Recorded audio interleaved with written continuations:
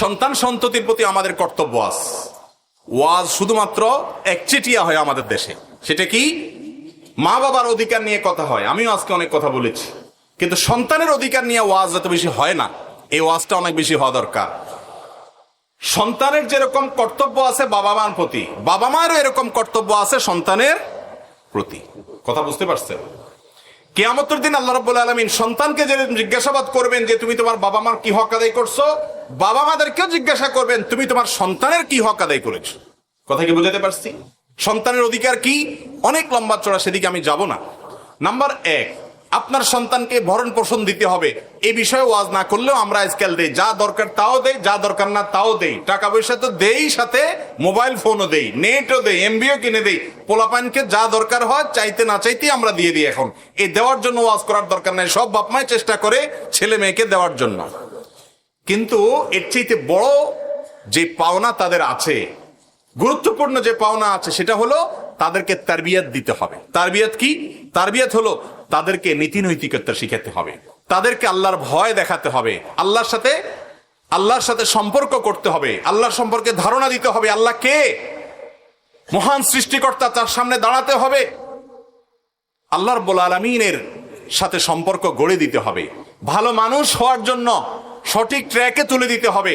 ভালো মানুষ যেন সন্তান হয়, সেজন্য নিজেরা ভালো মানুষ হয়ে তার সামনে সেটার স্যাম্পল নমুনা পেশ করতে হবে, তাই সে যেন দেখে দেখে শিখতে পারে। ভালো মানুষ যেন হয়, সেজন্য ভালো প্রতিষ্ঠানে তাকে ভর্তি করাতে হবে। ভালো মানুষ যেন হয়, ভালো মানুষের সাথে উঠা বসার সুযোগ করে দিতে হবে। সন্তান যাতে নষ্ট না হয় সেদিকটা খেয়াল করতে হবে। এবং সন্তানের প্রতি আরেকটা কর্তব্য হলো, সন্তানদের মধ্যে কোনো প্রকার বৈষম্য করা যাবে না। এক সন্তানকে জমি লিখে দিলেন, আরেক সন্তানকে দিলেন না। মেয়ে সন্তান দেখে তাদেরকে ঠকালেন, ছেলেদেরকে সব দিয়ে দিলেন, এগুলো অন্যায়। এই কাজগুলো যদি বাবা মা করেন, তাহলে সেক্ষেত্রে আপনি এক্ষেত্রে বান্দার হক নষ্ট করলেন, সন্তানের হক নষ্ট করলেন। মনে করছেন আমারই তো সন্তান, কি আর হবে না? কিয়ামতের ময়দানে এই সন্তান আল্লাহর আদালতে মামলা করবে আপনার বিরুদ্ধে যদি আপনি অবিচার করেন। এই জন্য বান্দার হকের মধ্যে সন্তানের হকটা অনেক গুরুত্বপূর্ণ। তাদেরকে ভরণ পোষণ দিতে হবে, তাদেরকে তারবিয়াত এবং সঠিক দীক্ষা দিতে হবে, মনুষ্যত্ব শেখাতে হবে, ভালো মানুষ হওয়ার জন্য চেষ্টা করতে হবে। শুধু ভালো স্কুল কলেজে চান্স পাওয়ার জন্য অস্থির হয়ে থাকবেন, ছেলে মানুষ হচ্ছে কিনা, নাকি পশুর আচরণ নিচ্ছে, সে আল্লাহকে চিনে কিনা, সে নামাজ পড়ে কিনা, তার ভিতরে ম্যানার্স আছে কিনা, সেগুলো খেয়াল রাখতে হবে। এটা তার পাওনা। যদি আপনি না দেন, কিয়ামতের ময়দানে এই ছেলে নষ্ট হওয়ার কারণে আপনাকে জবাবদিহি করতে হবে, কারণ আপনি তাকে সঠিক পথ দেখাননি। কথা কি বুঝাতে পারছি? এর পাশাপাশি সন্তানের মধ্যে সমতা বজায় রাখতে হবে।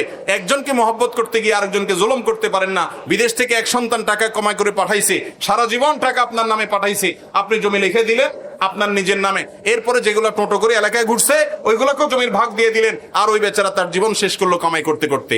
এইরকম জুলুম অনেক বাপ মা করেন কি করেন না? এগুলো করা যাবে না। ইনসাফ করতে হবে, যার যতটুকু হক তাকে ততটুকু দিতে হবে। বিশেষ করে একটা অন্যায় তো বাংলাদেশে 1999 জন বাপ মা করেন, সেটা হলো সম্পদ থেকে মেয়েকে বঞ্চিত করা।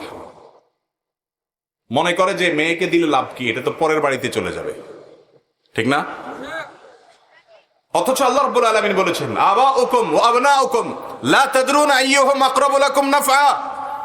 তোমাদের সন্তান, তোমাদের পিতামাতা কে তোমাদের কত বেশি উপকারে আসবে তোমরা জানো না।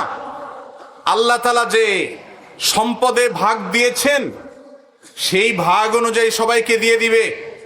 ফরিদাতুম মিনাল্লাহ, এটা আল্লাহর পক্ষ থেকে নির্ধারণ করা, আল্লাহ নির্ধারণ। আল্লাহ শুরুতে বলেছেন ইউসিকুমুল্লাহ ফি আওলাদিকুম, তোমাদের সন্তানদের ব্যাপারে আল্লাহ ওসিয়ত করছেন। আল্লাহ মালিক হয়ে, সৃষ্টিকর্তা হয়ে অর্ডার করছেন, এটা না বলে আল্লাহ বলছেন ওসিয়ত করছেন, সেটাও অর্ডার।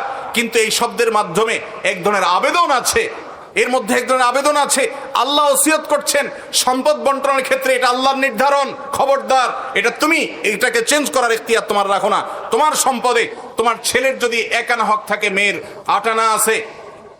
তোমার ছেলের যদি 50 টাকা হক থাকে, মেয়ের 25 টাকা আছে। বেশিরভাগ বাবা মা এই জায়গায় এসে ভালো মানুষের পরিচয় দিতে পারেন না, মুসলমানের পরিচয় দিতে পারেন না। কিয়ামতের ময়দানে বহু হাজী সাহেব বাবা, বহু গাজী সাহেব বাবা, বহু দাড়িওয়ালা বাবা, বহু তাহাজ্জুদ গুজার বাবা, বহু নেকামলকারী বাবা, বহু দানকারী বাবা, বহু কোরআন তেলাওয়াতকারী বাবা, বহু জিকিরকারী বাবা, বহু নেককার বাবা, বহু মসজিদ প্রতিষ্ঠাকারী বাবা, বহু মাদ্রাসা প্রতিষ্ঠাকারী বাবা, বহু আলেম বাবা আল্লাহর কাছে ধরা পড়ে যাবে এই একটা জায়গাতে যে ছেলেকে সম্পদ দিয়েছেন, সম্পদে মেয়েকে দিয়ে যান নাই, নিজে যে জীবিত থাকতে অন্যায় করে গেছেন। এটা করা যাবে না, এটা গুনাহ। আপনার ঘরে জন্মগ্রহণ করেছে, সে আপনার সন্তান, তার পাওনা হয়ে গেছে, এটা আপনাকে দিতে হবে।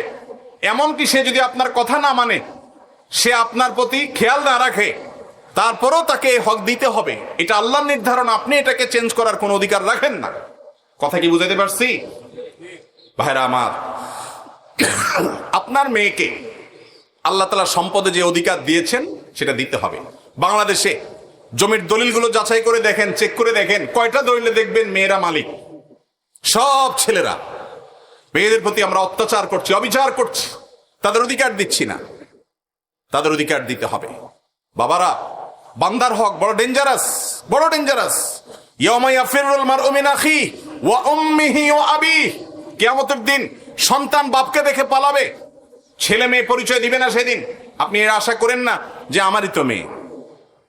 অনেক বাপ মা আছে নিজের এই অবৈধ কর্মটাকে হালাল করার জন্য মেয়েকে ডেকে বলে, বা মা তোমাদেরকে আল্লাহ অনেক দিচ্ছে, এখন তোমরা তো যাই হোক বিয়ে শাদী হয়েছে, খরচ টরচ করছি, এখন এগুলো আমি এদেরকে দিতে চাই, তোমরা কি বলো? তো মেয়েরা শরমে পড়ে, লজ্জায় পড়ে, কি আর বলবে, ঠিক আছে আব্বা আপনি যেটা ভালো মনে করেন। হয় না, হয় না এরকম? অন্যায়, অবিচার, কোনো কাহিনী চলবে না। মেয়েকে জিজ্ঞেস করা যাবে না। কেন জিজ্ঞেস করবেন? জিজ্ঞেস করা মানে তাকে লজ্জায় ফেলে দেওয়া। বাধ্য হয়ে সে দিতে চায় না। ভাইদের সামনে, সবার সামনে জিজ্ঞাসা করবেন, সে বলবে না আমারটা আমাকে দিতে হবে, তাহলে তো ভাই বলবে বেটা তোমার আর জায়গা নাই। এগুলো অন্যায়। সে তার সম্পদ এখান থেকে নেওয়ার পরেও আজীবন সে ভাইয়ের বিটা আসতে পারবে, তার রাইট। কারণ ভ্রাতৃত্বের বন্ধনের কারণে ভাই বোনকে দেখবে, বোন ভাইকে দেখবে, এটা তাদের কর্তব্য পারস্পরিক। মা বাবারা এ অন্যায় করবেন না। সম্পদ দেওয়ার ক্ষেত্রে বৈষম্য করবেন না, বান্দার হক নষ্ট করা হয়। এক্ষেত্রে সন্তানের বিষয়ে এটা খেয়াল রাখবেন।